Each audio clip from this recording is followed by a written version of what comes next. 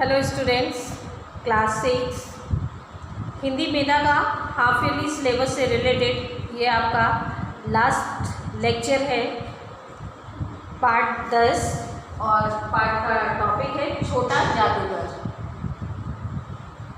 हम जिस समाज में रहते हैं उस समाज में बेटा बहुत सारी विसंगतियाँ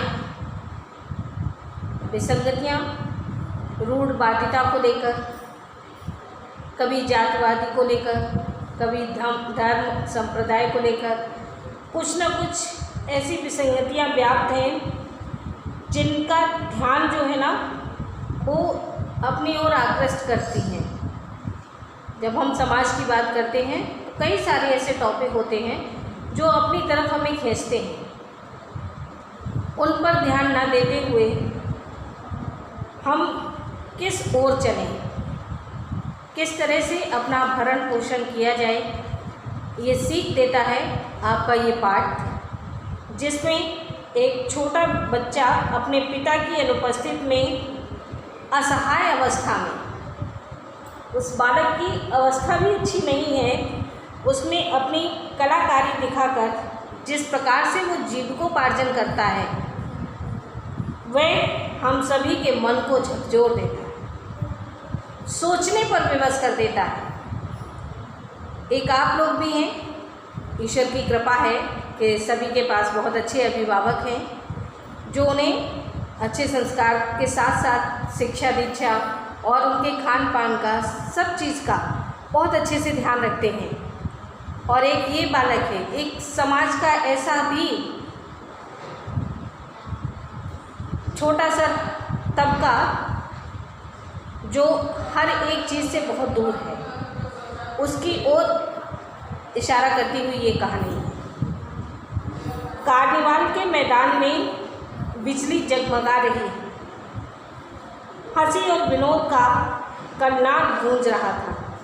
ये कहानी शुरू है आपकी एक कार्निवाल के मैदान से, जहाँ बहुत सारी लाइटिंग हो रखी है और बहुत हंसी खुशी का माहौल है, सब आनंद में प्रतीत होते हैं। मैं खड़ा था उस छोटे फुहारे के पास जहाँ एक लड़का चुपचाप शरबत पीने वालों को देख रहा था। मैं खड़ा था मतलब इस कहानी के जो लेखक हैं वो अपने आप को अंकित कर रहे हैं कि मैं वहाँ खड़ा था और चुपचाप एक बच्चे पर मेरी दृष्टि गई जो वहाँ पर आए हुए बच्चों को देख रहा था कि कुछ लोग शरबत पी रहे हैं और वो बच्चा उन्हें देख रहा है।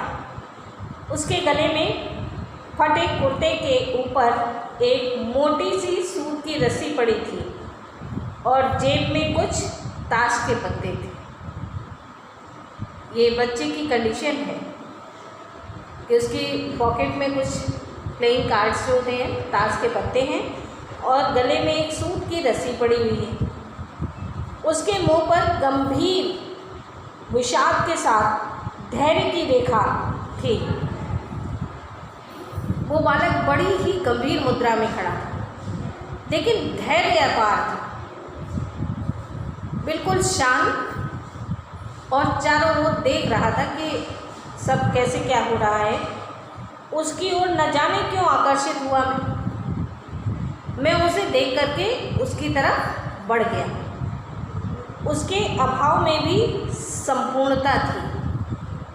उसकी कंडीशन से देखकर, बच्चे की जो स्थिति थी उस स्थिति को देखकर लेखक ये समझ गया कि ये अपूर्ण होते हुए भी मुझे पूर्णता से भरा हुआ बच्चा दिखाई दे रहा है।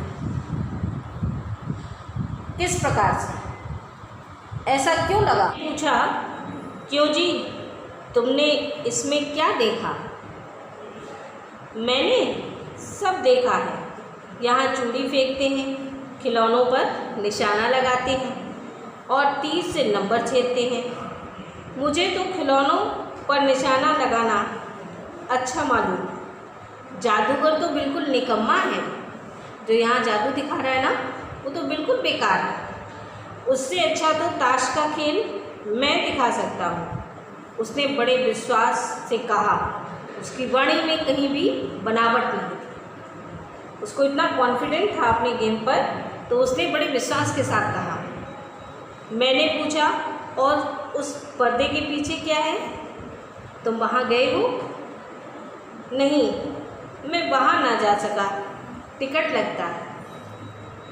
मैंने मन ही मन कहा, भाई आज के तुम ही मित्र रहे। उसने कहा, वहाँ जाकर क्या कीजिएगा? चलिए निशाना लगाया जाए। मैंने उससे सहमत होकर कहा, तो फिर चलो पहले शरबत पी लिया जाए। उसने स्वीकार सूचक सिर हिला दिया, क्योंकि उस बच्चे का तो मन था। लेखक को ऐसा आभास हो रहा था ना, क्योंकि जितने भी लोग वहाँ शरबत पी रहे थे वो उन सबको टकटकी लगाकर देख रहा था, लेकिन पैसे के अभाव के कारण वो टिकट का खेल देखने भी नहीं गया, और शायद इसी वजह से वो शरबत नहीं पी पाया था। तो उसने हाँ में सिर हिलाया।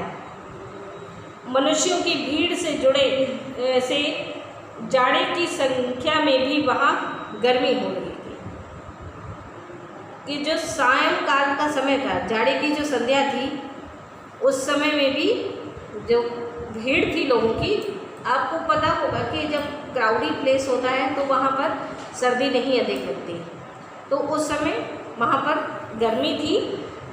हम दोनों शरबत पीकर निशाना लगाने चले।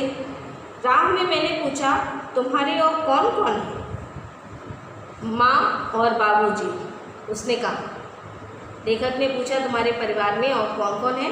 तो उसने बताया कि माँ है और बाबूजी हैं। उन्होंने तुम्हें यहाँ आने के लिए मना नहीं किया? बाबूजी जेल में। उसने बिल्कुल बिना संकोच के उत्तर दे दिया कि बाबूजी जेल में हैं। क्यों? देश के लिए वह गर्व से बोला। और तुम्हारी माँ? वह बीमार है, जेल में है। तब भी उसने ये वाली बात बड़े प्राउड से कही। और माँ के लिए पूछा तो कहा वो बीमार है। और तुम तमाशा देख रहे हो? उसके मुंह पर तिरस्कार की हंसी फूट पड़ी कि वाह जी वाह, मुझे देखकर इनको ऐसा लग रहा है कि जैसे मैं यहाँ तमाशा देखने आया हूँ। तो वो वाली हंसी उसके मुंह से निकल गई। उसने कहा, तमाशा देखने नहीं निकला हूँ, कुछ पैसे ले जाऊँगा तो माँ को तथ्य दूँगा। पथ्य मीन्स दवाई, कुछ उनकी मदद कर सकूँगा कि माँ के लिए, जो बीमार माँ है उस माँ के रोग का जो एक भोजन होता है, पथ्य मीन्स कि उनको मैं कुछ खिला सकूँगा अगर मैं कुछ पैसे कमा लूँगा। मुझे शरबत पिलाने के बजाय आपने मेरा खेल देखकर कुछ पैसे दे दिए होते तो मुझे अधिक प्रसन्नता होती। मैं आश्चर्य से उस 13-14 वर्ष के बच्चे को देखने लगा। हाँ, मैं सचमुच कहता हूँ बाबूजी, माँ जी बीमार हैं इसलिए मैं नहीं गया। उसने आगे बताया। कहाँ? जेल में। जब लोग खेल तमाशा देखते ही हैं तो मैं क्यों न दिखाकर माँ की सेवा करूं और अपना पेट भरूं। मैंने दीर्घ निश्वास लिया। चारों ओर बिजली के लट्टू नाच रहे थे। मैं व्यग्र हो उठा। दीर्घ निश्वास मतलब एक लंबी सांस लेना, एक ठंडी सांस भरना, और उसके साथ साथ कि जो व्यग्रता थी मेरे अंदर कि मैंने जब उसकी बातों को सुना तो एक लंबी सांस ली और चारों ओर बिजली के लट्टू नाच रहे थे। मैं व्यग्र हो उठा। मैंने उनसे कहा, अच्छा चलो निशाना लगाया जाए। कि चलो ठीक है, तुम्हारी बात मानते हैं, निशाना लगाया जाए। जेल में जब लोग तमाशा देखने जाते हैं, ये वाली बात को बच्चे ने जो बोला तो वो सोचकर उसके लेखक के कानों में जब ये वाली बात पहुंची, और उससे पहले उसने जो बताया कि अगर शरबत के बजाय आप मुझे कुछ पैसे दे देते तो मैं अपनी माँ के लिए कुछ पद्य ले जाता, कुछ रोगी का जो भोजन होता है वो उनको खिला देता। हम दोनों उस जगह पर पहुँचे जहाँ खिलौनों को गेंद से गिराया जाता था। मैंने 12 टिकट खरीद कर उस लड़के को दिए। वह निकला पक्का निशानेबाज। उसकी कोई भी गेंद खाली नहीं गई। देखने वाले दंग रह गए। उसने बाहर खिलौनों को बटोर लिया, लेकिन उठाता कैसे? उसने कुछ को मेरे रुमाल में तथा कुछ अपनी जेब में रख लिए। लड़के ने कहा, बाबूजी, आपको तमाशा दिखाऊं? बाहर आइए, मैं चलता हूँ। वह 9-11 हो गया। मैंने मन ही मन कहा, इतनी जल्दी आंखें बदल गई कि मैंने जिस बच्चे को इतना कुछ दिलाया उसने निशाना अच्छा लगाया, कमा लिया, और खिलौने मिलते ही रफू चक्कर। और उसने क्या बोला? बच्चे ने कहा कि आपको तमाशा दिखाऊं? बाहर आइए, और फटाक से निकल आया। मैं घूमकर पान की दुकान पर आ गया। पान खाकर वहीं बड़ी देर तक इधर उधर टहलता देखता रहा। झूले के पास लोगों का ऊपर नीचे आना देखने लगा। अकस्मात किसी ने ऊपर हिंडोले से पुकारा, बाबूजी। मैंने पूछा, कौन? मैं हूँ छोटा जादूगर।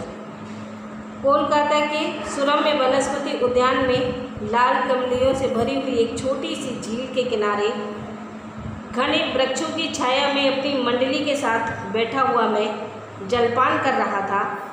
इतने में वही छोटा जादूगर दिखाई पड़ा। तो ये आपका पार्ट 10 का पहला पार्ट था, फर्स्ट लेक्चर, जो आपको स्कूल ऐप पर अपलोडेड मिलेगा। नेक्स्ट लेक्चर के लिए आपको दूसरा भाग देखना होगा।